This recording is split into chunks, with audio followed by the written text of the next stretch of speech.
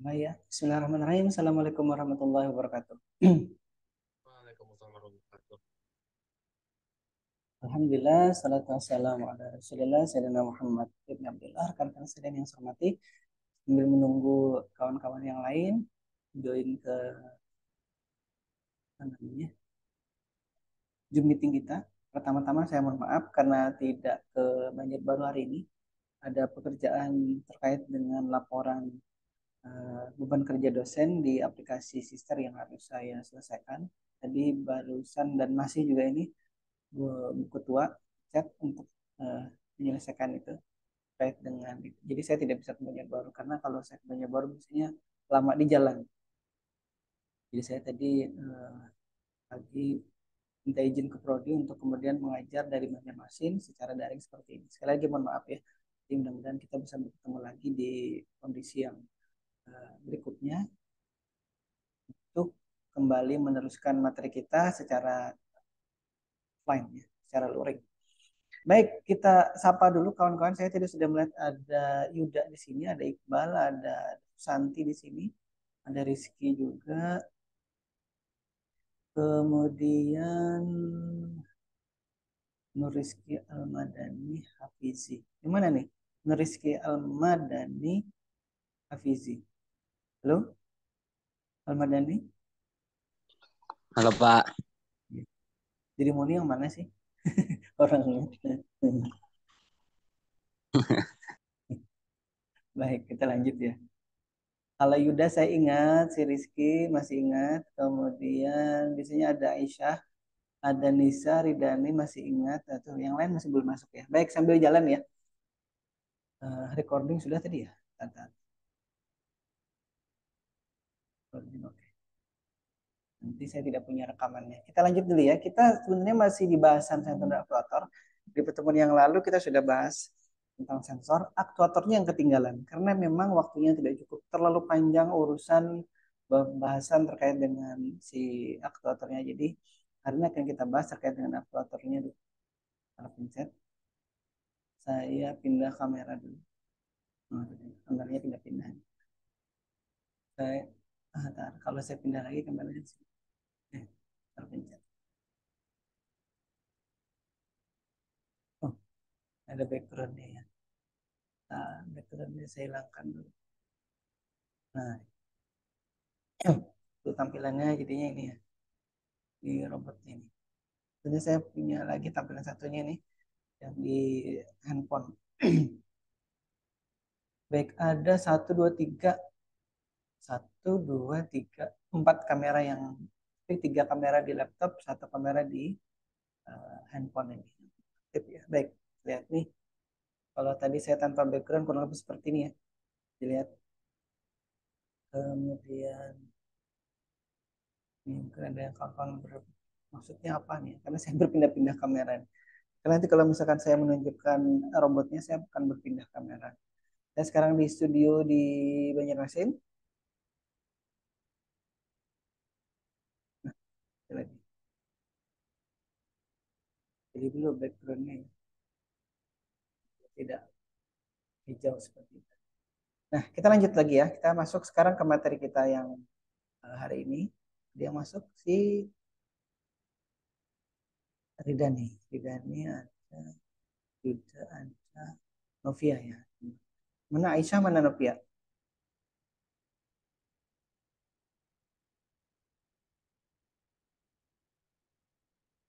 Masih tidak terdengar ya suara saya. Iqbal? Ya Pak. Oke, Alhamdulillah ada. Rizky? Rizky ini ada dua ya. Rizky ada berapa di kelas ini? Asyarif yang biasanya di sebelahnya Iqbal itu si Rizky Asyarif bukan? Iya Pak itu Rizky Syarif. Di Sarif ya. Panggilnya siapa Sarif ya? Rizky sama Rizky. Panggilannya sih. Rizky juga. Baik. Ini ada Rizky yang lain soalnya. Ini Nur Rizky. Nur Rizky Almadani. Baik, kita lanjut dulu. Masuk ke sebelumnya kita sudah bahas terkait dengan macam-macam robot. Gitu ya. Saya sudah bawa juga robot humanoid kemarin. Hari ini saya bawa robot roda yang kalau kemarin kan hanya contoh chassisnya aja. Nah, saya pindah kamera dulu. Nah, sekarang saya bawa robot ini. Ini virtual background-nya mengganggu ya kalau ini ya. Nah, virtual background-nya hilangkan dulu. Nah, saya bawa robot yang ini. Ya, nah, saya stop stop share screen dulu. Nah, ini saya matikan dulu filmnya. Nah, biarin. Ini robot Proda 4 yang chassisnya ada dua lapis, chassis bawah dan chassis atas. Chassis atas ini ada microcontrollernya di atasnya nih ya. Ini Arduino Nano namanya, saya tunjuk. Kemudian dia punya untuk komunikasi ada sensor Bluetooth di sini atau modul Bluetooth ya kita sebutnya. Kemudian di sini ada driver yang berbentuk apa namanya ini relay ya, ngeblur ya. Kemudian di sini ada konektor lainnya, ini ada baterai, baterai holdernya di sini. Yang baterai holdernya saya copot baterainya karena baterainya saya cas kemarin. Kemudian ada roda di sini ada empat. Di dalamnya ini ada motor ya. Di chassis bagian bawah ada motornya ini. Masing-masing roda ada motornya. Nanti kita bahas ya terkait dengan aktuator. Kemudian di sini juga ada robot yang ini yang paket ini yang kemudian kemarin kita minta ke Prodi nih. Ya, paket roda 2 plus satu roda bebas di bawahnya ya. Tapi ini saya pakai ball caster, tidak pakai roda bebas. Ada chassis akrilik transparan di sini. Kemudian ada nanti ada kita bahas juga ya. Ini ada microcontroller di bawahnya ini ada Arduino Uno, di atasnya ada sensor shield-nya, ini ada driver motor. Kemudian di sini ada baterai holder, tapi baterai holdernya saya ganti dengan yang 18650. Bukan kalau bawa paketnya nanti pakai baterai triple A kalau tidak salah. Ada sensor ultrasonic di depannya, nih, sonic ya. Dan saya bawakan juga sensor ultrasonic yang harganya mahal kemarin. Dulu harganya sekitar 500.000 ini. Ini SRF 05 kalau tidak salah ingat ya. Nggak ngeblur ya. Kalau saya ganti ke kamera, saya pin yang ini. Nah, ini lebih real ya gambarnya. Ini sama kamera handphone. Tidak ngobrol. Dia fokus bisa ke fokus ke sini. Ini rodanya, ini sensornya tadi depan. Ini motornya ada di bawah.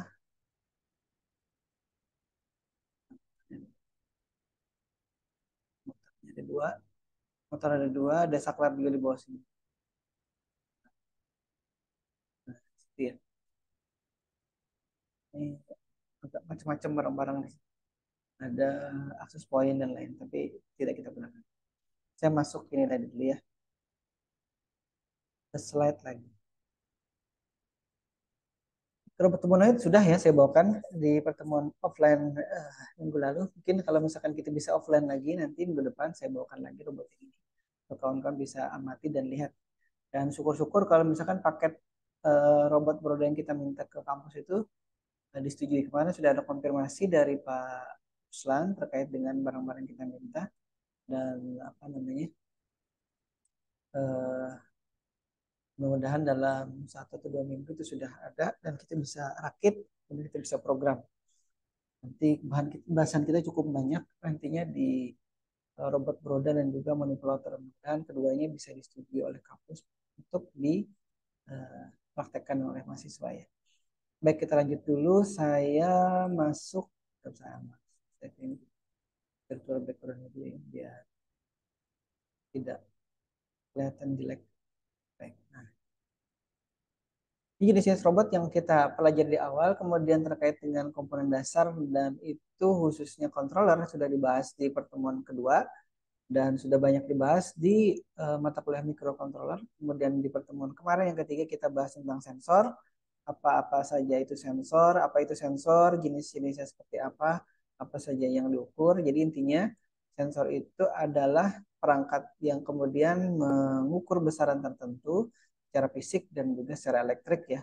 Yang kemudian kuantitas ataupun besaran yang diukur itulah yang membedakannya eh, dengan sensor satu dengan sensor yang lain. Nah, itu kemudian sensor itu tidak bisa bekerja sendiri, otomatis dia harus dihubungkan ke mikrokontroller. Seperti halnya Yang kita ketahui nanti dari sensor itu dibaca hasil sensingnya atau hasil pengukurannya ya terhadap perubahan lingkungan, terhadap perubahan tegangan, suhu, daya, kelembapan dan lain-lain ya. Yang kemudian oleh mikrokontroller diolah hasil pembacaan atau hasil sensingnya yang kemudian diaktualisasikan ke dalam bentuk lain, misalkan ke display atau misalkan ke nanti ke aktuator ya.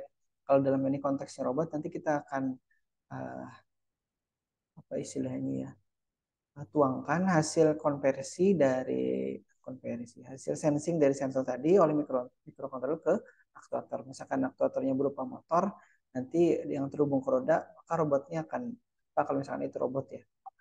Ya kali ini konteksnya robot berarti kita akan berbicara banyak terkait dengan aktuator yang digunakan di robotika. Nah, ini yang kemarin ya nih ya.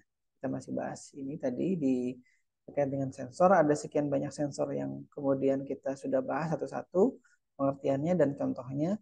Dan hari ini nanti akan kita tadi sudah saya perlihatkan ya proximity sensor yang nomor 7 ini. Ada sensor ultrasonic. Nanti kemudian ada tadi radio sensor itu di nomor berapa kemarin? Nomor 2 ya. Nah, tadi ada Bluetooth modul, Bluetooth sensor. Jadi kalau nanti waktunya sempat dan biasanya di setelah UTS itu kita akan ada salah satu materi untuk memprogram dan mengendalikan robot itu secara nirkabel atau secara wireless menggunakan Bluetooth, jaringan Bluetooth dari handphone Android ya. Saya tidak tahu nanti apakah bisa di-download, apakah ada aplikasinya yang berbasis iOS ya, seperti handphonenya si Rizky Asyari. Baik, kita lanjut dulu. Oh, ini kemarin contoh real sensor ya. Ini sensor ultrasonik. Kemarin sudah. Dan hari ini saya bawa barangnya. Ini sensor ultrasonik yang SHC SR04. Ini harganya murah. Mungkin 20 sampai 50 ribu lah paling mahal. Sedangkan yang tadi saya perlihatkan itu salah satunya yang ini ya. Yang di kamera itu. Ruang kuliah. Nah, ini adalah sensor ultrasonik yang harganya mahal. SRF05. Sudah saya ingat serinya. Baik, kita ke aktuator dulu. Sekarang apa itu aktuator ya? Jadi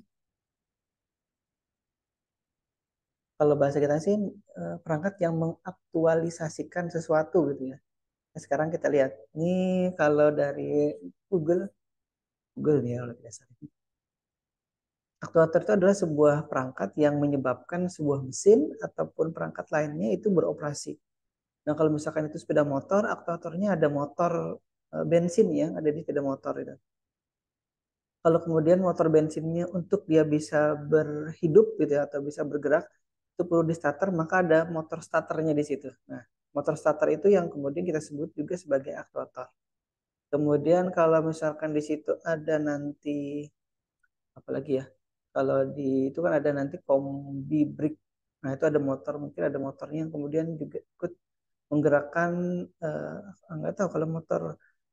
Kalau mobil itu kan di steeringnya ada motor untuk steering ya, steering motor. Tapi kalau yang kombi itu bisa jadi masih manual, masih ada apa namanya? Iqbal motornya apa Bal? Mohon maaf. Kenapa? Motornya apa? Matic. Hah? Motor Matic Vario, Pak. Vario ya. Vario itu dia apakah sudah pakai kombi brake ya? Jadi kalau Udah di pakai kombi. nah ada pakai itu kombinya elektrik apa kombi manual? Kayaknya masih manual deh. Manual ya. Oh ya berarti ya baik ini sudah informasinya jelas nih yang punya motor Matic. Jadi kalau memang manual itu kan artinya kalau dia narik tuas di kanan ya, maka tuas kirinya juga akan ikut ketarik gitu. Kalau misalkan ada yang mungkin sempat perhatikan, kalau kita tarik rem depan itu ya, rem depan yang kanan ya, maka nanti tuas rem yang kiri juga ikut bergerak, dia ya, bergerak ke dalam ya dia ya, ikut ketarik ya. Nggak tahu sih yang lu pakai malah nggak juga. Coba nanti perhatikan ya. Yang saya tahu di yang motor di rumah itu Vario juga Vario yang lama itu kalau saya tarik di salah satu remnya dia yang satunya juga ikut bergerak. Maksudnya kalau di bahasa Banjarnya itu di apa namanya dikacak gitu ya di tuasnya itu ditarik gitu. Maka salah satunya juga ikut. Karena secara manual di dalam itu setelah saya bongkar apa namanya ada tali yang kemudian narik. Kalau kita tarik di rem depan, dia juga akan narik rem satunya yang rem belakang. Jadi kalau misalkan satunya rem tromol, yang belakang biasanya atau yang sekarang-sekarang itu kan sudah double apa namanya cakram ya, depan cakram, belakangnya juga cakram. Sebagian besar, sebagian bukan sebagian besar, sebagian motor kurang lebih seperti itu ada cakram depan, ada cakram belakang. Tapi pada umumnya biasanya satu yang depan itu cakram, yang belakangnya biasanya masih tromol biasanya ya. Jadi ada kanvas rem yang untuk yang belakang. Nah itu biasanya, tapi dia sudah bisa narik dua-duanya. Kalau kiri atau belakang yang ditarik, maka yang depan juga akan ditarik seperti itu. Baik, kita lanjut lagi. Itu tadi ada bawahnya nih. A computerized unit instruct the actuator how to move the tires. Wah, ini katanya sebuah unit terkomputerisasi kemudian menginstruksikan kepada aktuator kemudian untuk bergerak atau menggerakkan si rodanya atau si bannya gitu ya. Nah, ini contohnya nih.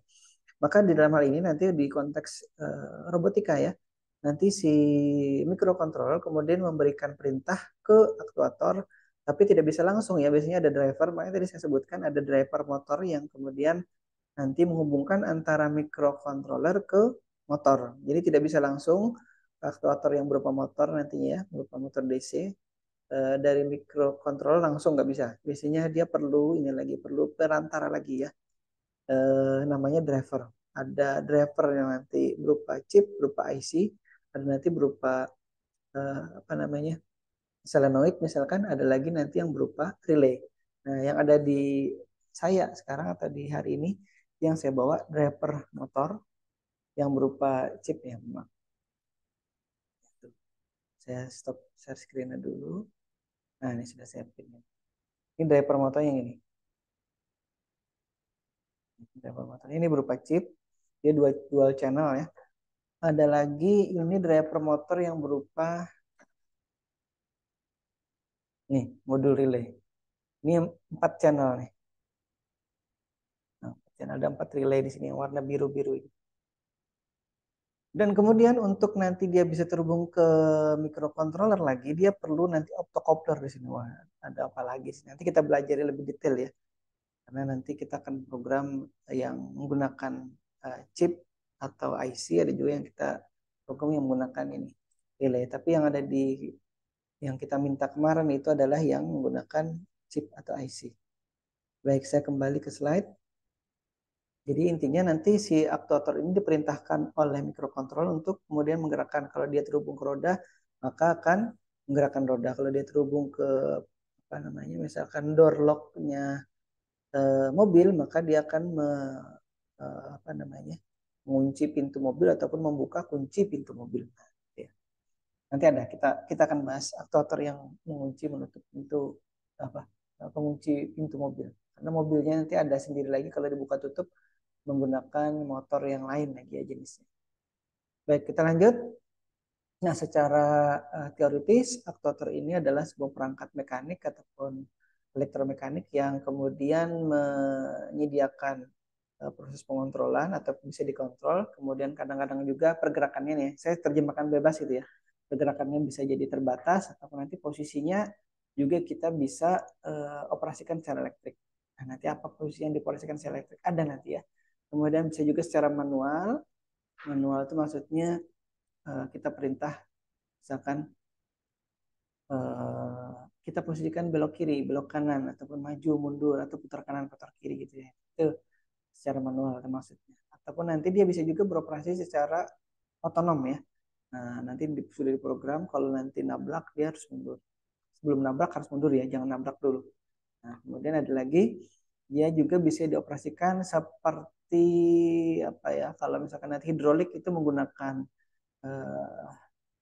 oli ya. Kemudian ada nanti yang pneumatik dia menggunakan udara di situ. Ada tekanan udara dan seterusnya.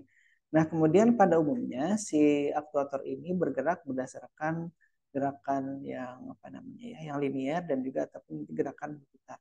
Nanti ada beberapa aktuator yang gerakannya hanya maju mundur saja, tidak bisa berputar, tapi nanti ada aktuator yang kemudian dia bisa berputar. ada yang berputar sekian derajat, ada yang berputar sampai 180 derajat, ada yang berputar misalkan sampai 360 derajat. Nanti ada beberapa aktuator yang bisa berputar sampai ke situ ya. Kita lihat. Jadi kalau misalkan ada pertanyaan ataupun ada sanggahan, silahkan bisa langsung diinterupsi ya. Tidak harus menunggu kesempatan bertanya dulu. Oke, mikrofon saya sudah masih hidup. Kita lihat ada beberapa jenis, bukan jenis ya di sini ya, namanya contoh aktuator.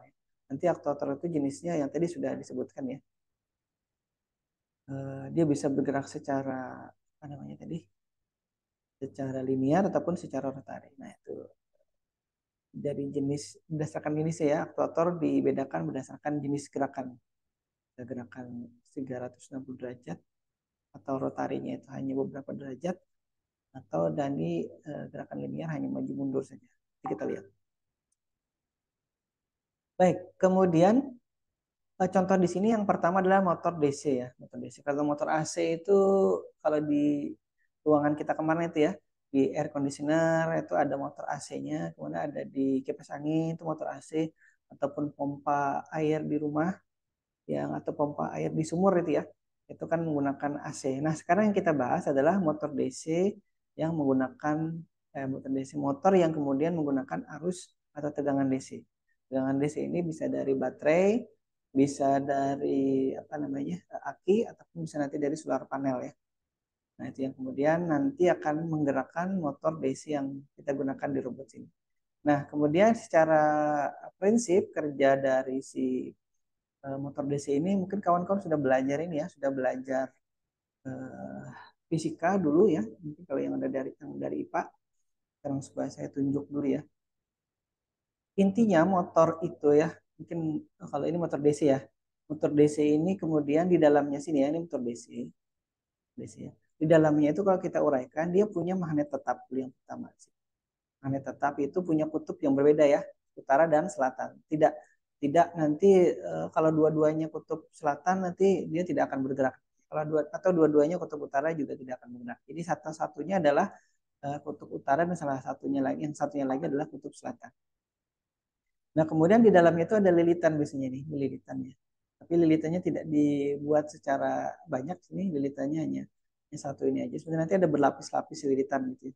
Bahkan kadang-kadang kalau motor DC itu bisa jadi ada empat, dua minimal dua kalau tidak salah ingat ya, ada dua bagian lilitan, ada nanti ada yang empat, bahkan ada yang lebih lilitannya lebih dari empat bagian.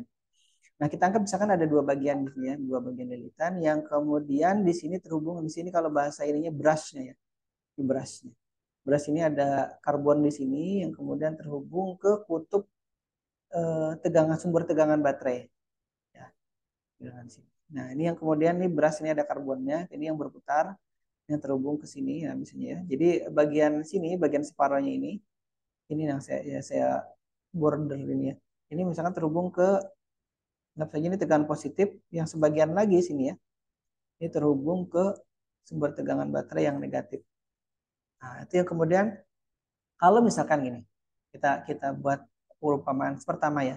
Kalau misalkan ini tegangan positif, ini tegangannya negatif, kemudian lilitan ini atau tegangan ini atau arusnya ini mengalir ke lilitan sini ya, lilitan sini.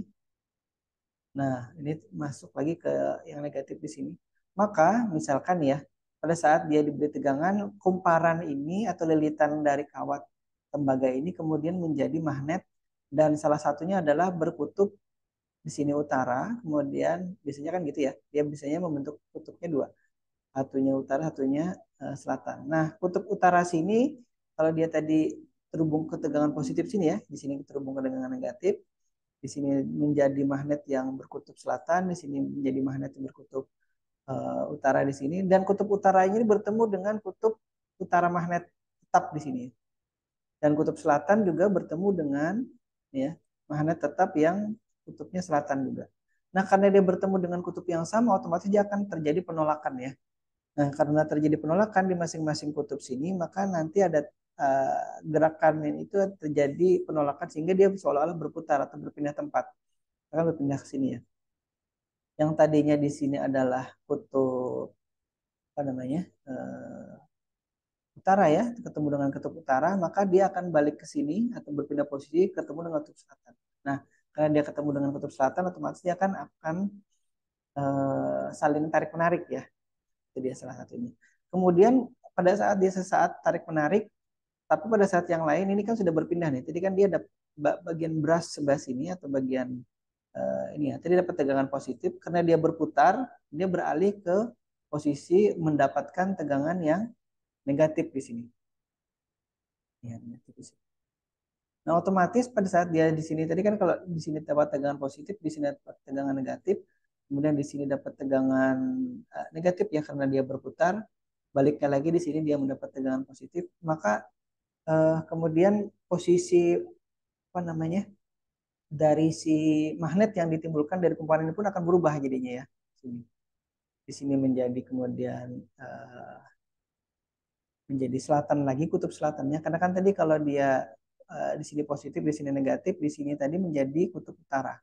Di sini menjadi kutub selatan. Tapi karena berpindah dan tegangannya jadi berbalik ya, berbalik, maka yang tadinya di sini jadi kutub utara ya atau north di sini menjadi kutub selatan.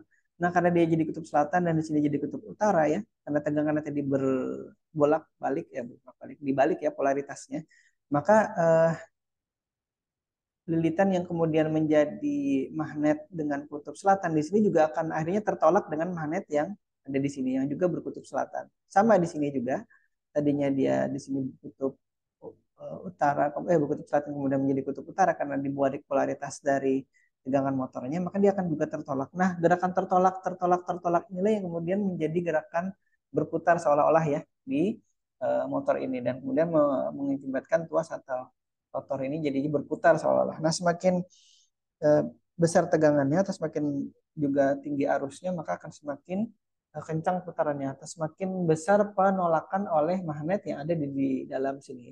Sehingga gerakannya seolah-olah seperti jadi semakin besar arusnya, maka magnet yang ditimbulkan oleh kumparan ini juga semakin besar, maka semakin besar juga penolakan oleh magnet yang ada di dalamnya ini. Nah, semakin besar penolakan itu kemudian menjadi perputarannya juga semakin kencang jadi.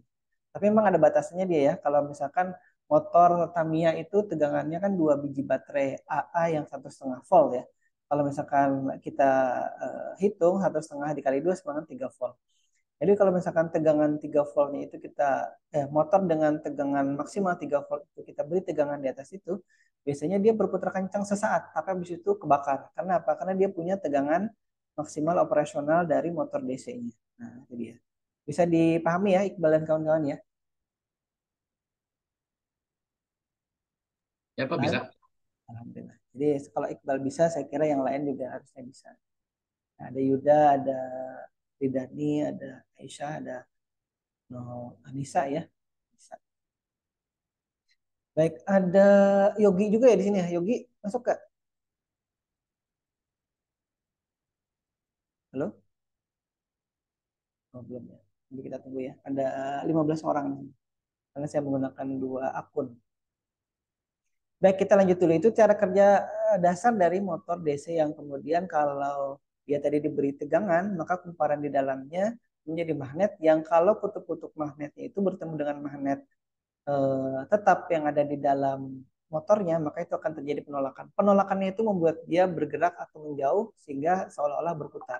Semakin besar magnetnya, maka akan semakin kuat pula penolakan oleh magnet yang ada di dalam motor sehingga seolah-olah motor itu berputar secara kencang ya, atau secara RPM-nya semakin naik seperti itu. Nah, nanti beda lagi kalau prinsip kerja dari motor brushless ya. Ini motor yang kemudian masih ada brushnya atau ada karbonnya di sini nih. Nah, nanti ada motor brushless saya kita tidak jelaskan di sini. Kita anggap saja nanti kawan-kawan bisa mencari informasi lebih detail lagi terkait dengan motor DC yang lain yang itu jenisnya motor brushless. Ini motor masih pakai brush. Ya. Baik, kita lanjut. Nah, ini contoh motor yang lain ya. Ini motor DC yang kemudian dilengkapi dengan gearbox. Kalau tadi kan motornya langsung ya, kita lihat tadi itu eh, tanpa dilengkapi dengan gearbox. Apa itu gearbox? Kalau Tamiya sendiri itu biasanya ada gearboxnya ya di bagian belakang di bagian motornya itu. Biasanya ini saya mohon maaf kalau yang tidak mainan Tamiya ya, mungkin kawan-kawan yang putri mungkin tidak bermain Tamiya. Atau ada yang bermain Tamiya? Aisyah masuk nggak? Novi, Novia? Halo, Ya, kenapa Pak? Novia tahu Tamiya nggak? Suaranya kecil.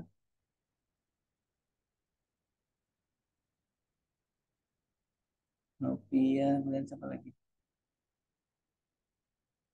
Aisyah ada. Aisyah, halo Aisyah. Ada Pak? Ada Pak? Tahu Tamiya nggak Aisyah? Tahu? Main atau adiknya yang main? Atau kakaknya? Ada sepupu Pak? Oh, di sepupu. Baik, mungkin tidak terlalu detail ya. Tapi kalau misalkan Aisyah pernah amati secara detail di dalam Tamiya itu ya, nanti kawan-kawan yang lain juga itu bisa menjelaskan, bisa menambahkan. Maka di dalam Tamiya itu ada motor DC kecil ya. Nah, motornya itu ini seperti ini nih. Nah, motor DC-nya itu yang ini. Kemudian ada gearboxnya yang kemudian mentransfer dari motor itu ke sampai ke roda ya putarannya. Nah, kita balik dulu ke sini. Nah, jadi gearbox ini ya secara teoritis dia kemudian digunakan untuk ini kalau misalkan di motor ya, motor motor DC-nya itu dari sini. Nah, ini yang saya lingkari nih, saya tunjuk nih. Kemudian bagian yang lainnya, bagian depannya yang kemudian menuju ke bagian yang berputarnya atau rotor. Ini adalah gearboxnya sebelum ke rotor utamanya ini, yang kemudian kita bisa hubungkan ke roda ataupun ke perangkat lainnya ya. Tapi rata-rata sih biasanya dihubungkan ke roda. Ini gearbox ini biasanya tujuannya adalah untuk menambah torsi, namun biasanya apa istilahnya? Akibat dari torsi bertambah, putarannya juga akan semakin kecil. Karena apa? Karena gini, ini gearbox misalkan yang kita anggap ya, gearbox, mohon maaf. Motor DC-nya dia punya kecepatan 100 RPM. Artinya dalam 1 menit dia bisa berputar 100 kali ya. Kemudian karena torsinya awalnya misalkan 1 kilogram, artinya kalau tanpa gearbox, DC motor ini ya, yang sini tadi sama bagian ini aja, misalkan ada tuas rotornya, yang kemudian kalau dihubungkan ke roda, dia bisa menggerakkan roda itu dengan beban 1 kilogram. Tapi karena kita perlu yang lebih besar lagi torsinya, artinya kita perlu, karena ini robotnya misalkan punya beban sampai 5 kilo, maka kita perlu nanti menggunakan motor DC ini yang sudah dilengkapi dengan gearbox ya. Hanya saja dengan gearbox ini nanti RPM-nya jadi seperempatnya, tadinya 100 RPM per menit menjadi hanya misalkan ya 25 RPM per menit. Tapi torsinya bisa sampai 5 kilo. Nah, itu dia. Jadi gearbox ini salah satunya untuk satu mengurangi kecepatan biasanya ya. Dua untuk kemudian menambah torsi. Jadi dia berbanding apa namanya? Kalau torsinya naik ya, maka kecepatannya berkurang. Dan sebaliknya, kalau misalkan nanti kecepatannya malah naik, maka torsinya akan terbalik, terbalik. Sebentar. Motor DC ini ya, kalau torsinya bertambah, maka kecepatannya akan berkurang. Ya. Tapi kalau misalkan torsinya berkurang, maka kecepatannya bertambah jadinya. Ya kan, misalkan ya, kita ingin dengan kecepatan awalnya 100 RPM, kemudian ditambah gearbox, kecepatannya menjadi 150 RPM gitu ya. Nih, dengan gearbox ini. Jadi gearboxnya akan menambah kecepatan putar dari motornya ini. Tapi dengan kondisi seperti itu, dengan kecepatannya bertambah, maka biasanya nih ya, secara teoritis itu akan mengurangi torsinya. Jadi tadi kalau misalkan dia bisa memutar atau menggerakkan beban sebesar 1 kilogram bisa jadi hanya separohnya, hanya setengah kilo atau bahkan kurang dari itu ya. Nanti ada perhitungan-perhitungannya sebenarnya. Gearboxnya berapa banyak, kemudian transfer gearnya itu berapa berapa banyak. Setelah ditransfer nanti putarannya jadi sekian, torsinya jadi sekian itu. Intinya jadi kalau misalkan putarannya berkurang, maka torsinya biasanya akan nambah. Dan sebaliknya kalau putarannya setelah di gearbox ya, motor mesinnya diberi gearbox. Kalau putarannya bertambah, biasanya torsinya akan berkurang seperti itu. Nah, itu teori dari gearbox ini ya, kurang lebih demikian. Nanti kalau ada yang punya informasi ataupun pengertian yang lain, silahkan diinterupsi ataupun disampaikan. Nah, jadi torsi besar itu biasanya digunakan kalau robot itu memerlukan tenaga untuk mengangkat. Misalkan kalau saya dulu ya, laptop dengan robotnya itu kurang lebih mungkin di atas 4 kilogram atau bahkan 5-6 kilogram itu. Jadi saya harus menghitung satu motor gearbox yang saya pakai itu torsinya berapa. Kemudian saya konversi lagi putarannya berapa, torsinya berapa. Saya hitung torsinya dulu. Saya tidak memperhitungkan dulu itu ya kalau untuk penelitian di UGM. Saya tidak memperhitungkan dia kecepatannya berapa, tapi yang saya perhitungkan torsinya. Beban robot dengan laptop di atasnya waktu itu yang saya buat itu sekitar 5 atau 6 kilogram ya kurang lebih ya. Kemudian satu motornya itu dia torsinya misalkan kalau tidak salah dulu ya 9 atau ya anggaplah 10 kilo gitu ya gampangannya 10 kilo. Berarti kan dia sebenarnya bisa sampai 40 kilo karena saya menggunakan 4 motor di robot saya itu. Tapi dengan kemudian saya pasangi roda gitu ya, saya pasangi roda di motor ini, motor gearboxnya, maka otomatis itu akan berubah lagi. Kalau rodanya sekian ukurannya ada perhitungan-perhitungan matematisnya sehingga nanti dengan torsi tadi 10 kilo masing-masing motor, kalau dengan roda berapa ya itu rodanya sekitar 6 cm atau 60 mm atau 58 ya misalnya. Ya, anggaplah 6 cm atau 60 mm itu ya. Diameter rodanya itu akan berkurang lagi nanti torsinya. Jadi ada perhitungannya sehingga waktu itu setelah dihitung-hitung torsinya sekitar mungkin separohnya jadi 5 kiloan ya atau bahkan kurang dari 5 kilo dengan roda yang ukuran itu tadi. Sehingga nih ya. Sehingga dengan 4 motor itu kalau tidak salah maksimal 9 atau 8 kilo. Jadi masih cukup dengan beban yang real time-nya itu adalah 6 kilogram. Jadi 4 motor gearbox ini dengan roda tadi sekian diameternya 6 cm gitu ya. 4 itu maka torsinya menjadi masing-masing roda hanya sekitar 2 kilo. Tadinya misalkan sampai 10 kilo ya. Karena sudah ditransfer segala macam akhirnya dengan adanya motor dengan adanya roda tadi torsinya sekitar tersisa 2 kilo. 2 kali 4 sama dengan 8. Nah, waktu itu sudah cukup. Jadi waktu itu pembimbing saya, promotornya itu meminta perhitungan-perhitungan itu untuk kemudian disampaikan ke beliau. Kira-kira sudah cukup bisa menggerakkan robotnya apa tidak. Tapi itu kan saya kalau tidak salah sempat ganti 2 kali itu motornya. Jadi motornya pertama itu saya ganti karena rusak.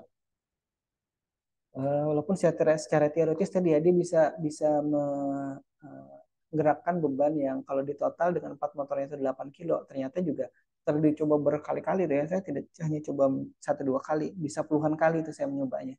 Masih ada rekaman di saya tapi saya belum sempat upload ke ini untuk kawan-kawan bisa lihat ya berapa kali percobaan yang saya lakukan untuk kemudian menjadi sebuah penelitian.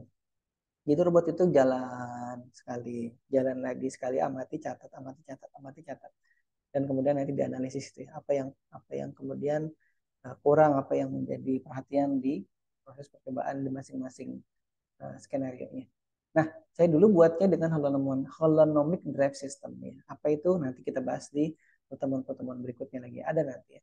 Kita akan bahas satu-satu aja dulu ya. Nah, kemudian ini contoh motor gearbox yang lain ya. Jadi aktuator berupa motor DC dan ini motor DC-nya ini motor Tamiya yang kemudian ada gearbox. Jadi motor Tamiya kalau gearbox Tamiya tidak seperti ini ya.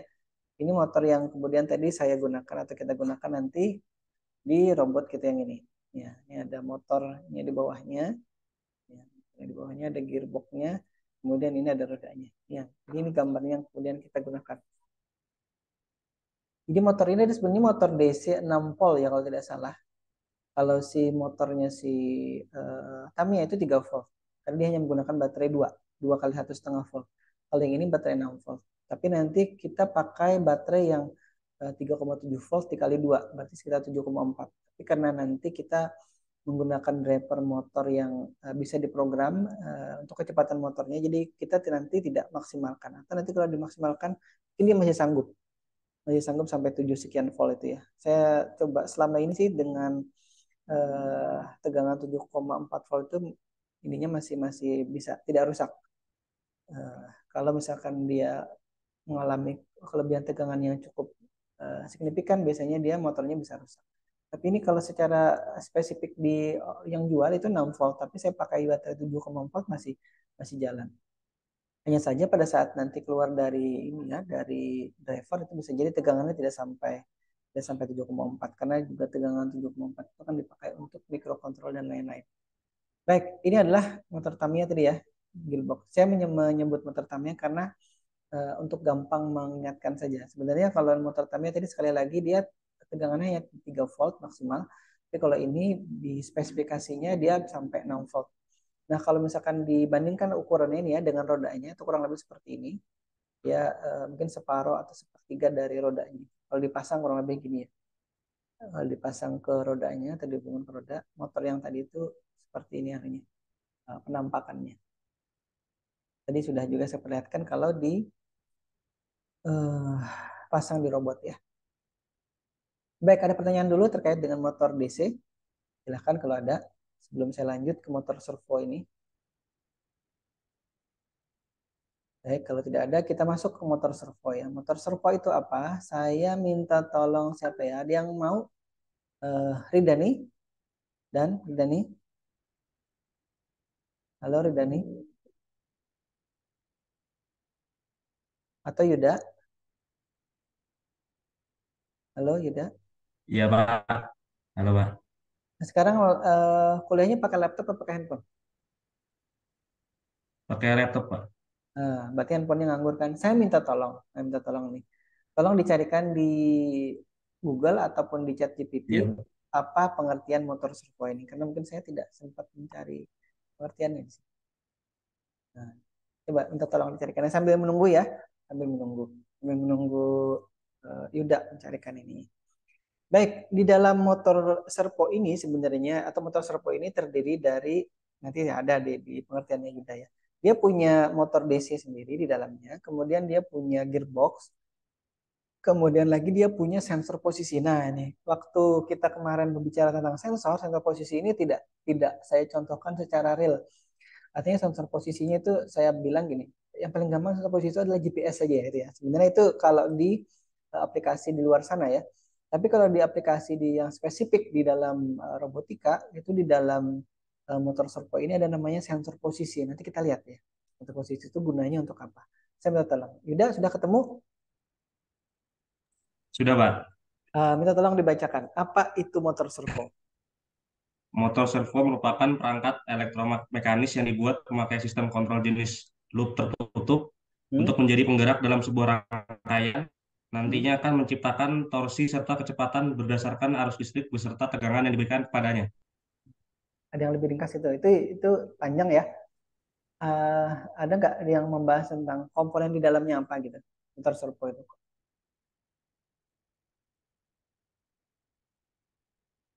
Coba minta tolong cari lagi komponen motor servo. Jadi pengertian secara ini ya, secara detail ya. Jadi dia menggunakan kendali loop tertutup, kemudian nanti kecepatannya bisa diatur, kemudian nanti juga sebenarnya ada posisinya juga bisa diatur gitu. Kalau motor servo kan kita relatif biasanya adalah memprogram posisi dari motor servonya. Ada ketemu komponen motor servo?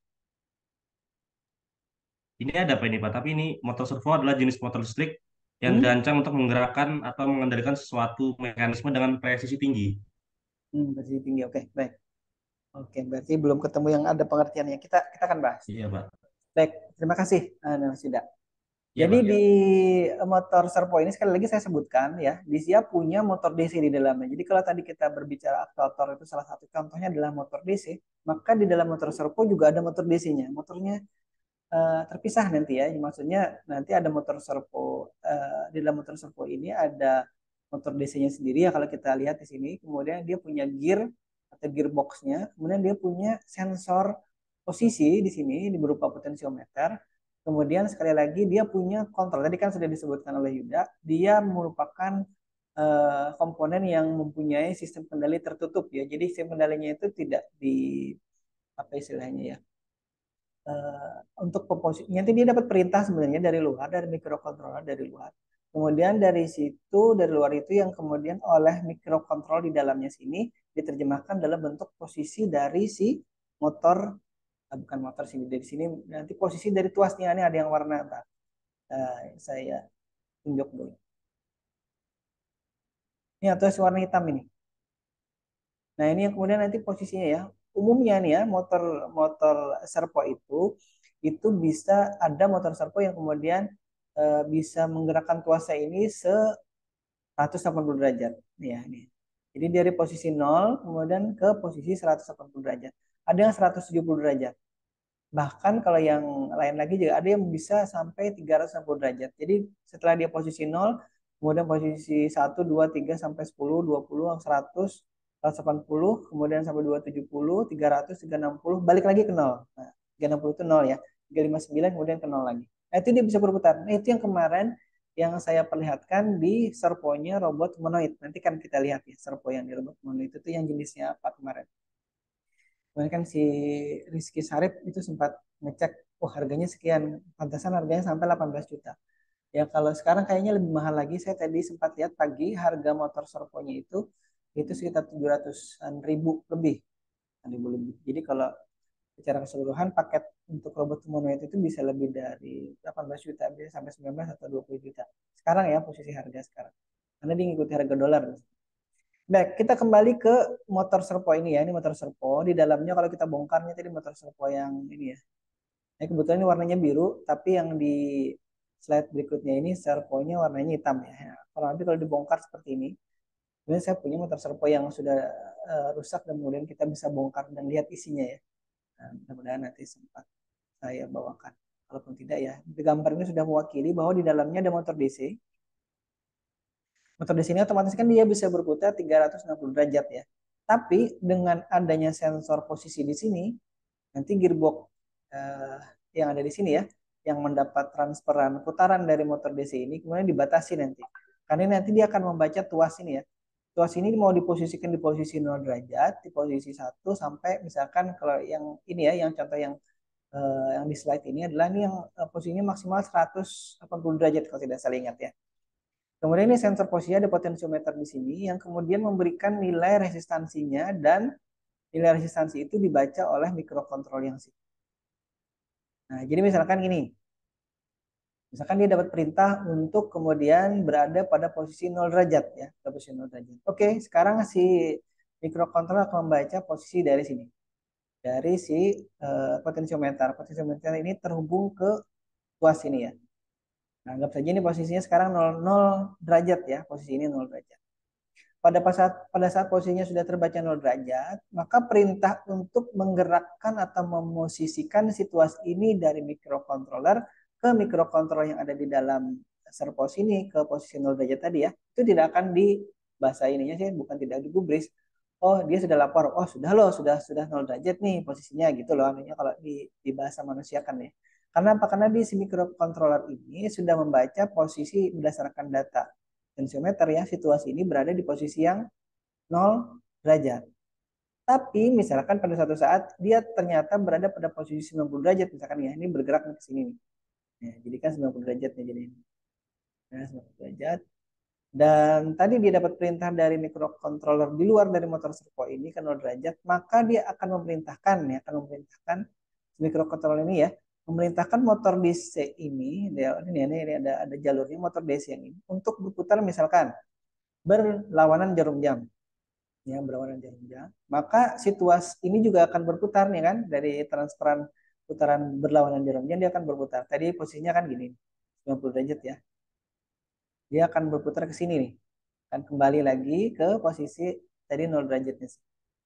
Nah, kalau misalkan posisinya tadi berubah kan dari 90 berubah ke 89, berubah ke 88, 70 dan seterusnya sampai ke 0, dia akan berhenti. Nah, kemudian tadi si Yuda sempat menyinggung, kawan kita Yuda ya sudah menyinggung, ada kecepatan. Kecepatan berputarnya tadi juga akan ditentukan oleh sini, si si mikrokontroler ke motor DC-nya. Apakah bergerak per 1 derajat, apakah bergerak langsung dalam 10 derajat, misalkan dia bergerak hanya dalam 1 detik. Atau bahkan 90 derajat itu dia hanya bergerak 1 detik, itu bisa ya. Jadi bergerakan dari posisi 90 derajat di sini ke posisi 0 derajat di sini ya, itu hanya 1 detik bisa misalkan dengan perintah kecepatan yang ada di sini. Jadi nanti si mikrokontroler di luar nih, karena mikrokontroler di luar nih ya, yang kemudian memerintahkan ke mikrokontroler sini untuk bergerak atau menggerakkan dari tuas ini posisi 90 ke 0 derajat dalam kurang lebih waktu 1 detik misalkan ya, itu dia bisa perintahkan 0 derajat dalam kurung misalkan nanti 1, atau dalam mikrokontroler kan bukan 1 tapi 1000 ya, kan gitu 1000. Jadi artinya pergerakan dari 90 ke 0 derajat tadi itu ya minta dalam bergerak dalam waktu kurang lebih 1 detik atau 1000 milidetik gitu. Nah, nanti dia juga punya maksimal kecepatan untuk merubah posisinya ya. Misalkan dari 0 ke 90 tadi kita minta 1 detik. Berarti dia akan bergerak cukup lambat nanti 1 detik. Maksudnya dalam artian di sini cukup lambat itu untuk ukuran motor DC bergerak dari posisi satu ke posisi lainnya dalam waktu 1 detik itu cukup lambat ya. Nanti kita bisa memprogramnya sampai mungkin 50 atau 100 milidetik per gerakan itu ya. Misalkan dari 1 ke 10 derajat, 1 ke 20 derajat, atau 1 ke 90 derajat. Nah, mudah-mudahan bisa dipahami ya. Jadi intinya di motor servo ini punya microcontroller yang juga nanti akan menerima perintah dari microcontroller di luar sini ya. Nah, entah dari microcontroller atau nanti dari Raspberry atau dari Galileo ataupun dari laptop misalkan bisa. Nah, jadi seperti itu cara kerjanya ya. Jadi dia punya sensor posisi. Nah, itu yang kemarin kita tidak sempat bahas secara detail terkait dengan sensor posisi ini. Intinya adalah potensiometer. Kalau dia berubah, potensiometer ini dipakai di volume dari radio-radio atau tape-tape zaman lama itu ya. Kalau yang sekarang itu dia volumenya tidak menggunakan potensiometer ini. Jadi dia sudah digital. Nah, kalau yang lama-lama ini kan masih menggunakan ini. Misalkan posisi paling kiri itu ya kemudian itu adalah posisi volume paling kecil atau bahkan tidak bersuara sama sekali. Kemudian posisi paling kanan itu ya, nah itu kemudian adalah posisi volume maksimal. Nah, kalau rekan-rekan sekalian perhatikan biasanya itu mungkin sekitar 180 derajat ya antara posisi ini ya kalau misalkan gini ya, posisi volume itu ya, posisi volume ini. Nah, ini kan posisinya gini. Posisi minimalnya paling kiri, kemudian posisi maksimalnya sebelah kiri sini. Nah, ini kan 180 derajat nih, kalau kita lihat. Nah, jadi posisi 180 derajat dari potensiometer inilah yang digunakan atau dimanfaatkan oleh si microcontroller untuk membaca posisi dari sini, situasi ini tadi. Nah, jadi apakah tadi 0 derajat, apakah 180 derajat sih posisinya. Dan bolak-balik kurang lebih seperti itu. Nah, itu yang kemudian bisa juga memposisikan si tuas ini ke posisi derajat tertentu berdasarkan posisi dari potensiometer. Nah, biasanya kalau yang rusak itu biasanya kontrolernya kah yang rusak, ataupun mungkin motor DC-nya yang rusak, atau gearbox-nya. Tapi gearbox ini jarang rusak. Yang rusak itu potensiometer, ini mikrokontrol, dan ini motor servo ya biasanya. Biasanya kalau yang kelamaan itu biasanya kebakar di sini, motor DC-nya kebakar, atau kelamaan dioperasikan ini yang kebakar. Ya, ini terkait dengan motor servo. Kalau ada pertanyaan silahkan diinterupsi ya sambil jalan karena waktu kita terbatas. Nah, ini motor servo yang banyak dijual di pasaran. Nah, yang kemudian kita bisa bedakan atau biasanya kan ada pertanyaan lagi. Yang kita perlukan motor servo yang kemudian gearboxnya plastik, nih ya ini, atau gearboxnya yang besi nih, atau metal ya.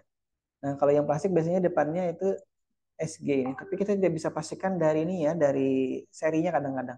Cuman yang umum itu kalau SG itu adalah plastik gear, kalau MG itu metal gear biasanya. Ini kalau di merek tertentu, tapi kebanyakan merek-merek servo yang dijual di pasarnya itu sudah juga menggunakan ini seri-seri ini. Jadi MG995 artinya dia punya metal gear ya, serinya 995. Ini biasanya ada informasi torsinya berapa dari penjualnya. Ini MG996 mungkin lebih tinggi lagi, torsinya bisa jadi lebih besar lagi ya dari yang kalau ini jelas ya kan metal gear tapi torsinya kecil. Ini lebih kecil lagi, ini paling kecil biasanya eh, mini servo ya, yang kemudian ini biasanya digunakan untuk keperluan pan-tilt kamera saja biasanya ini. Nah, ini juga di paketan yang kita nanti minta belikan ke kampus itu ada servonya yang kita bisa pakai untuk menggerakkan apa namanya si sensor ultrasonic yang ada di paketan itu.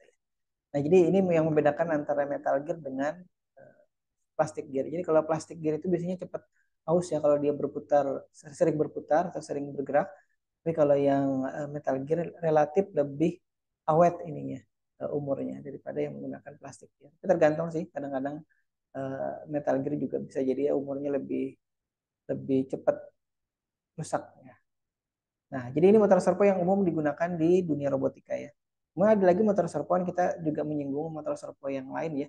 Ada hubungannya. Ini adalah motor servo biasanya di printer 3 dimensi.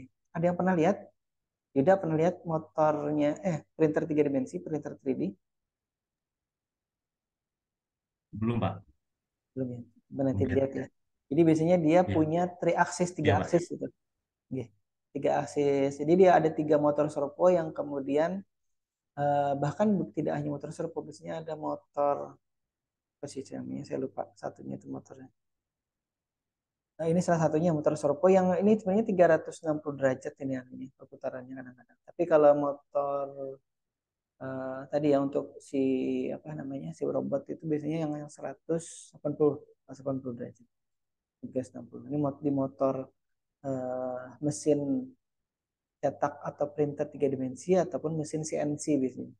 Atau juga di mesin laser cutting atau pemotong laser biasanya. Dia menggunakan motor servo ini. Aduh, saya lupa nama motor satunya itu lagi. Nantilah ya. Ada lagi kok motor yang lainnya. Baik, kita lanjut dulu. Ini motor servo yang lain untuk keperluan yang lebih besar ya. Nah, kemudian motor servo yang juga sudah sempat kemarin saya bawa dan itu terpasang di robot humanoid adalah motor servo ini. Dynamic Servo yang serinya AX12A. Tadi pagi kalau tidak salah saya lihat lagi harganya sekitar 700-an ribu lebih.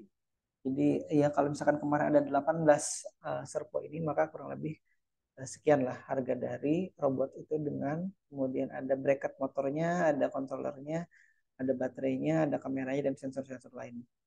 Nah, di motor ini bisa bergerak sudah 360 derajat ya. Artinya kalau tadi dia posisinya 350, 359, ini balik lagi ke 0 derajat. Nah, kalau kawan-kawan bisa perhatikan di sini ada garis nih ya. Ada yang lihat garis ini? Bal, lihat Bal? Atau Yuda lihat? Lihat, Pak, lihat. Nah, itu adalah posisi 0 derajat dari motor servo ini. Jadi biasanya kalau kita beli pertama kali, maka pabriknya akan memposisikan tuas dari ini ya. Kalau bahasa ininya namanya horn ini tulisannya. Horn, horn. Ya, yang ini circle horn namanya. Nanti kalau di motor servo yang tadi yang di awalnya dia itu bukan circle, maksudnya tidak berputar, tidak lingkaran. Tapi saya lupa itu apa namanya hornnya itu. Nah kalau yang ini namanya circle hornnya. Jadi horn yang kemudian sudah dirakit di sini katanya dan assembled di sini satu kali. Ini B01 ya. Apa 801? B01 horn. Nah, ini dia biasanya dirakit dan diposisikan sesuai dengan garis. Ini adalah posisi 0 derajat dari servonya. Karena servo ini berputar 360 derajat, maka untuk bisa nanti kita operasikan dan di awal-awal biasanya sebelum kita memprogram, memposisikan di posisi derajat tertentu, maka kita posisikan dia di posisi 0 itu. Jadi di manual user untuk merakit robotnya itu biasanya kita diminta untuk memposisikan semua servonya. Karena siapa tahu kan pada saat kita nyoba-nyoba gitu kan, dibongkar pertama kali, di unboxing, kemudian hornnya ini diputar-putar. Tapi sebenarnya tidak dianjurkan untuk memutar-mutar ini ya. Karena nanti kalau dia diputar tanpa diberi tegangan atau tidak melalui microcontroller, tidak melalui program di komputer ya, itu takutnya nanti dia gearboxnya bisa patah atau rusak. Nah, itu yang saya biasanya sampaikan ke kawan-kawan mahasiswa di robotika juga. Jangan putar sembarangan itunya ya. Apa namanya? Si tuas dari atau hornnya dari motor servo ini. Tapi kadang-kadang ya karena ingin nyoba gitu ya diputar aja. Karena kan kita nyoba juga ya di Banjarbaru itu saya putar 360 derajat. Nah, itu tidak boleh terlalu sering-sering dilakukan. Tidak untuk ditiru maksudnya, hanya untuk mencontohkan saja atau menyampaikan bahwa motor servo yang digunakan di robot humanoid itu bisa berputar 360 derajat. Tapi pun walaupun dia bisa berputar 360 derajat, itu biasanya tidak direkomendasikan untuk memprogram berputar segitu ya. Karena apa? Karena nanti yang jadi masalah adalah kabelnya. Kabelnya nanti ketarik ya, atau kepelintir pada saat dia berputar ke 90 derajat. Mungkin kalau hanya sekali tidak masalah. Kalau sudah 10 atau 15 kali bisa jadi ketarik, bisa putus itu kabelnya ya, karena kepelintir. Baik, ini torsinya ya. Satu motor ini tadi ya tanpa dia dibebankan roda ataupun misalkan nanti lengan robot lainnya itu 15 kilo maksimal nih. Tapi nanti kan ada perhitungan lagi sehingga untuk bisa menjalankan robot itu bergerak misalkan berjalan itu, maka bagian kaki itu harus ditopang lagi dengan servo-servo yang lain untuk kemudian bisa bergerak secara bersama-sama. Tidak hanya satu servo saja menggerakkan. Nah, jadi si paket dari robot bioloid yang kemarin saya bawa ke kampus itu sebenarnya juga bisa dirakit untuk robot beroda seperti halnya yang ini, yang saya bawa ini ya, ini. Nah, ini yang ada di kamera sebelah. Nah, jadi bisa juga dibuat seperti itu. Karena dia menyediakan juga roda karetnya yang bisa dipasang di hornnya sini. Karena dia bisa berputar 360 derajat, itu kan lebih mudah untuk mengontrol gerakannya itu lebih presisi. Tadi sudah disebutkan juga dia bisa digerakkan dengan bahkan sangat-sangat presisi gitu ya, dia lebih presisi daripada kalau kita menggunakan motor DC biasa. Nah, tapi itu tergantung jenis servonya ya. Tadi kalau yang servo yang murah mungkin harganya berapa itu ya. Nah, untuk belajar di awal-awal itu biasanya posisi misalkan kita inginkan 90 derajat itu bisa jadi tidak 90 derajat, bisa jadi 70, 80 atau bahkan lebih dari 90 derajat. Jadi nanti kan kita beri perintah itu ya si motor servo dari microcontroller berupa berapa derajatnya dan berapa kecepatan untuk dia bergerak ke posisi itu dari posisi sebelumnya gitu ya. Nanti ada ininya.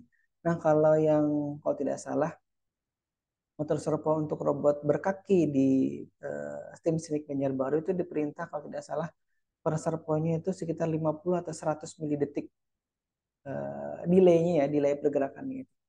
Nah, itu yang kemudian digunakan. Kalau lebih cepat dari itu juga tidak akan bisa bergerak maksimal lagi dia.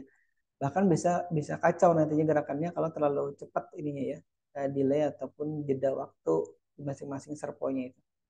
Nah, itu yang kemarin kita sudah program. Dan kapan insya Allah saya bawa. Kemudian ingat ya insya Allah.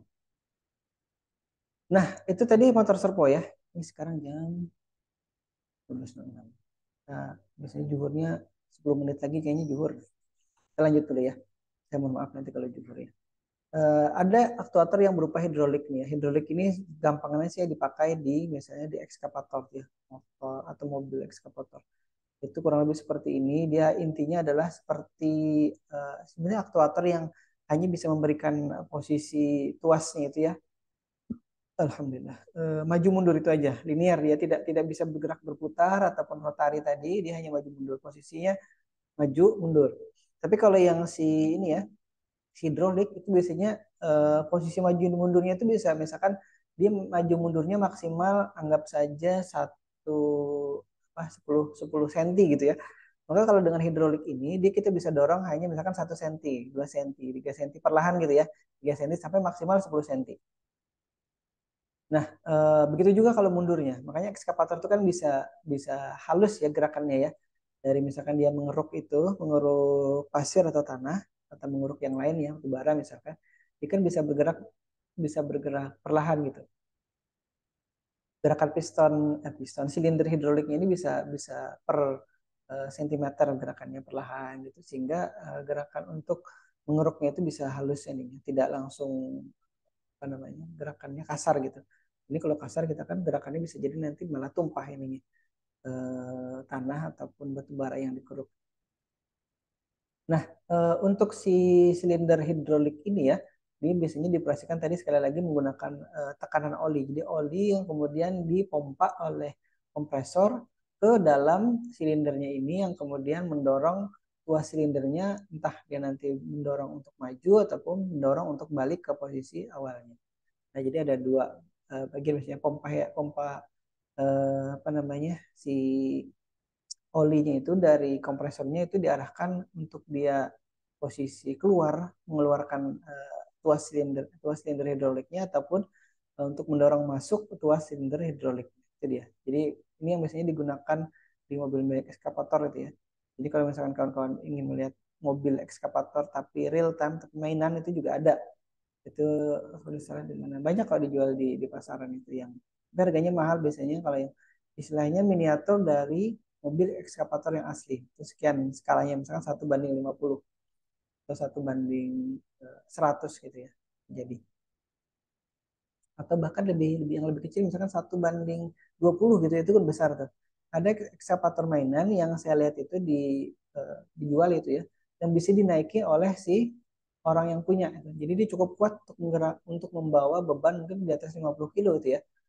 Si operatornya maksudnya si orang dia pakai remote control kemudian duduk di atas eskavator mainannya itu kemudian di jalan sambil ngeruk. Nah itu dia. Jadi itu yang kemudian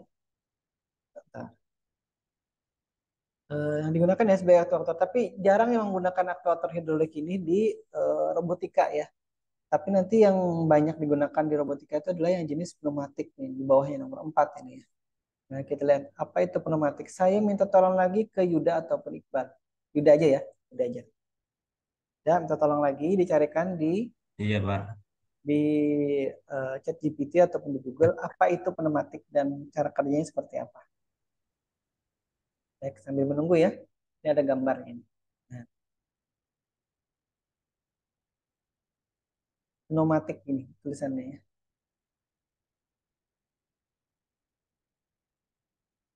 Ketemu?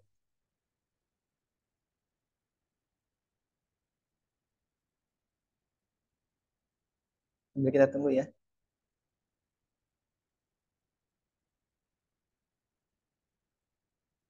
Baik, kalau dilihat dari gambar sini ya, kita lihat sini sambil Yuda mencarikan pengertian lebih detailnya ya.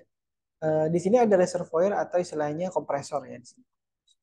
Kemudian di sini ada shut-off valve-nya atau istilahnya keran untuk menutup membuka udara yang ada di kompresor ini. Kemudian ada regulator. Regulator ini untuk menstabilkan atau meregulasi tekanan. Kalau dari kompresor langsung masuk ke silinder pneumatik ini ya, itu bisa jadi nanti pneumatiknya jebol karena terlalu besar tekanan yang langsung dialirkan dari kompresor.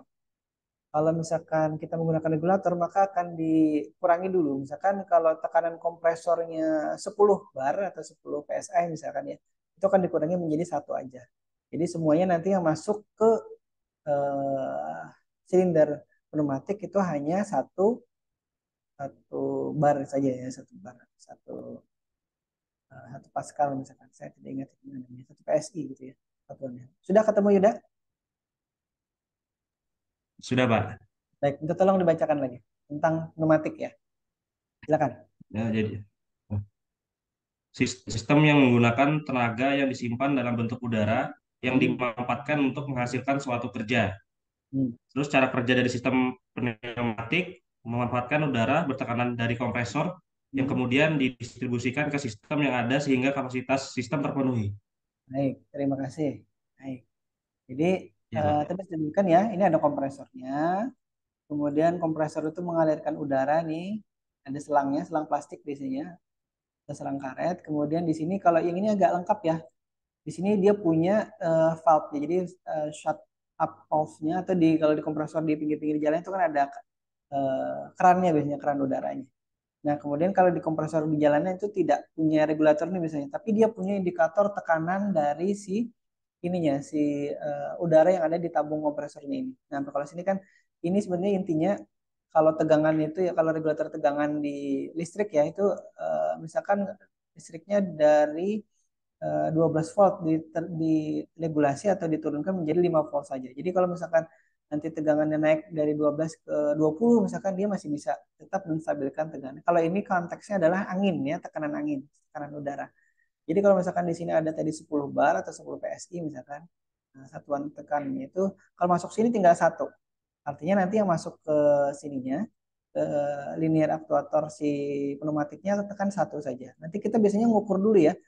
Kalau misalkan digunakan nih, ini kalau misalkan dia untuk mendorong pull keluar nih, ini dia perlu tekanan berapa? Ini nanti bisa diatur di regulatornya sini. Kalau misalkan dia perlu satu aja cukup, ini regulatornya dibuat ke posisi satu. Kalau dia perlu 1,5, diposisikan 1,5. Nah, sekarang apa fungsi solenoid? Ini adalah sebenarnya fungsi saklar magnetik yang kemudian saklar magnetiknya itu akan mengalirkan atau tidak mengalirkan udara yang tadi berasal dari regulator sini. Jadi si apa silinder si pneumatik ini sebenarnya prinsipnya sama dengan si prinsip hidrolik tadi ya. Hanya saja dia didorong tidak menggunakan cairan oli, tapi dia didorong menggunakan udara di sini, udara bertekanan tinggi. Jadi kalau dia masuk dari sini misalkan ini akan terdorong keluar sini ya anunya tuasnya ini. Nah, tuas ini akan terdorong keluar, tapi nanti sebenarnya ada lagi nanti apa namanya jalur masuk kan di sini ya. kalau diberi tekanan udara ya dari selenoid yang berikutnya, selenoid yang kedua ya, di sebelah sini misalkan, maka dia akan membuat ini masuk tuasnya ini ya, dan atau sebaliknya ya. Nah, dia bisa masuk, ini keluar ya, bisa masuk ke sini, masuk kembali ya ke posisi awalnya seperti ini. Jadi selenoidnya kalau misalkan ini adalah jenis silinder pneumatik yang bisa maju mundur ya, biasanya juga uh, untuk keperluan di industri atau keperluan robotika kita perlu dua ini, maju dan mundur. Tapi memang sementara karena biayanya mahal, karena kita tidak punya kompresor, kita tidak punya peralatan-peralatannya, kita hanya punya silindernya itu satu, kita punya solenoidnya satu, ini solenoid di laboratorium robotika itu. Tapi solenoidnya juga 220, bukan solenoid 12 volt ataupun 6 volt, tapi solenoid 220. Itu yang kemudian mungkin waktu itu kawan-kawan yang di tim robotika itu salah beli gitu. 20 dia tidak melihat, harusnya 12 volt cukup. 12 volt DC ya, bukan bukan 220 volt yang PLN AC, tegangan AC itu. Nah, itu cara kerjanya sini ya, si pneumatik. Intinya adalah ada udara yang kemudian dialirkan ke sini ya, ke silinder pneumatiknya, bisa nanti gerakannya kalau maju misalkan dia maju keluar gitu ya, kemudian mundur itu balik lagi ke dalam. Dengan memanfaatkan tekanan udara itu yang kemudian dialirkan melalui solenoid. Nah, solenoid ini yang mendapatkan perintah dari mikrokontrol ya. Kemudian kalau misalkan diberi eh, tegangan 12 volt gitu ya di sini ya. Maka tegangan 12 voltnya ini kemudian mengalirkan atau membuka katup udara yang tadi mengalir dari regulator ke sini. Ya, mengalir dari regulator ke sini ya. Mengalir dari tekanan udara sini karena dia diberi tegangan 12 volt di sini akan mengalir ke lewat belakang ini. Dan lewat belakang ini kemudian bisa jadi mendorong situasi ini ya. Nah, ini. Sebaliknya kalau misalkan di selenoid yang lain ini selenoid A misalkan kita punya selenoid lagi di sini yang kemudian juga mengalirkan kalau diberi tegangan 12 volt ya ke silinder selenoidnya silinder pneumatiknya di sini, maka itu akan membuat tuasnya ini menjadi masuk ke dalam sini. Nah, jadi selenoid ini ya sekali ya dia tidak bisa bolak-balik ya. Dia hanya sekali kalau dibuka mengalir ke sini kemudian ke sini. Terus bisa jadi ada selenoid yang baru lagi itu yang sebaliknya ya kalau misalkan diberi tegangan satu misalkan satu atau 1,0 maka akan membuka katup yang sini. Kemudian kalau dia diberi 0,1 akan membuka katup yang lainnya lagi. Itu yang dua jalur ya anunya solenoid valve-nya. Saya lupa yang di laboratorium robotika itu yang jenis yang mana, tapi dia kalau tidak salah hanya satu aja. Mohon maaf sudah ajan ya. Sambil kita selesaikan beberapa slide lagi. Allah. Nah, jadi aplikasinya ini kalau di robotika salah satunya adalah penendang bola. Tapi kita tidak gunakan ini karena terlalu mahal ininya, modalnya untuk bisa menggunakan model ini ya. Nah, kita gunakan ini untuk penendang bola ya. Ini aktuator yang lain. Ini solenoid linear yang digunakan oleh door locker mobil. Jadi tadi saya menyebut ada pengunci pintu mobil, penguncinya ya, yang biasanya kalau di mobil-mobil lama itu kan di atas bawah aja, tekan atas, tarik ke atas atau dorong ke bawah. Itu dia menggunakan ini. Jadi kalau misalkan Yuda memencet remote mobil untuk membuka, maka biasanya ini di posisi keluar gini ya. Nah, posisi keluar gini. Nanti kalau misalkan Yuda pencet untuk mengunci di remote-nya, itu akan posisinya narik ke dalam sini. Nah, ini. Ya, itu yang terjadi di door locker mobil kita ya. Jadi ada nanti central door lock-nya lagi yang kemudian itu menerima perintah dari remote mobil. Nah, itu ya contohnya. Kalau di aplikasi robotika yang di tahun kemarin 2020 dan tahun ini 2023 kita gunakan untuk menendang bolanya. Ya.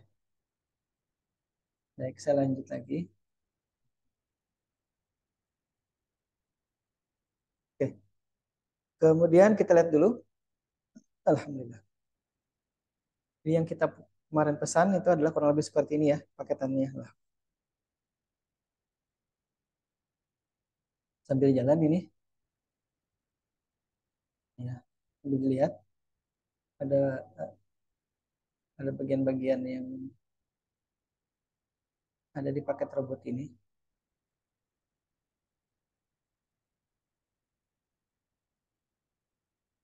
Masih gambar yang sama tapi posisi berbeda.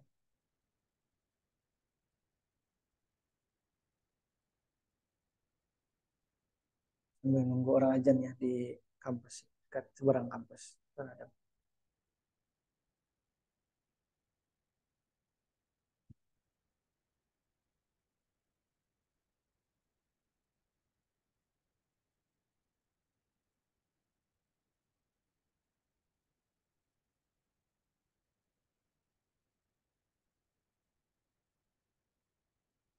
Baik, kita lanjut sedikit lagi ya. Ada satu atau dua slide lagi ini. Nah, ini yang kita kemarin mintakan ke kampus dan mudah-mudahan nanti bisa diberikan oleh kampus dan kita bisa rakit sama-sama, kita bisa operasikan, kita bisa program sama-sama di sini. Yang nanti dipakai ini baterai boxnya kayaknya tidak bisa karena baterai bisa juga dipakai, tapi saya kemarin itu juga minta minta tempat baterai atau baterai box yang untuk 18 baterai 18650. Jadi baterainya bisa dicas. Kalau baterai biasa itu kan kita harus di baterai cas terlalu banyak. Jadi itu baterainya lebih besar kapasitasnya, tidak terlalu sering dicas. Jadi kalau misalkan nanti dipakai sama-sama kawan-kawan itu kan bisa cukup lama nih ya robotnya dijalankan. Ada lain-lain di sini ada driver dan lain-lain. Kita akan bahas di pertemuan berikutnya aja ya. Ini ada Arduino Uno. Saya kira sudah disempat dipraktekkan di pertemuan mata kuliah microcontroller. Kemudian ini Central Ultrasonic sempat kita bahas kemarin. Kemudian tadi sudah saya bawa, saya perlihatkan nanti akan dibawa lebih bawa ke kelas ya secara offline. Nah, kurang lebih seperti itu ya yang kita sudah ajukan ke kampus. Mungkin kalau ada yang mau bertanya silahkan ditanyakan. Ada kurang lebih waktu 9 menit lagi. Ada pertanyaan? Yuda? Tidak ada, Pak. Baik. Bal dan lain-lain? Aisyah?